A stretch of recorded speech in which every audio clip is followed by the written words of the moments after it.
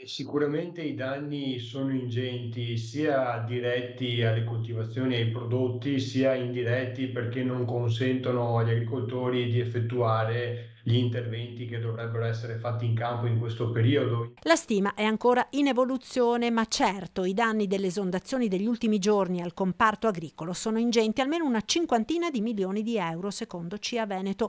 Primo raccolto a risentirne sarà quello delle ciliegie. Alcune produzioni, in particolare le varietà più precoci di frutta, parlo principalmente delle ciliegie, insomma, che con queste precipitazioni sono arrivate ad avere danni ormai prossimi al 100%. Danni pesanti anche ai seminativi. Come vediamo ovviamente avere le culture in campo oppure di recente semina come il mais ad esempio, dove il problema dell'asfissia radicale comporta la morte sostanzialmente delle piantine che sono da poco state messe a dimora, la necessità di dover sostanzialmente riseminare quando le condizioni lo consentiranno. Ma a subire conseguenze negative saranno anche grano, frumento e orzo, che hanno le spighe in fase di maturazione, come pure le viti, che pur potendo sopportare qualche giorno di ristagno idrico, sono ora più esposte alle malattie. Attualmente tutte le principali vitigni del nostro territorio si stanno avvicinando, sono già in fase di fioritura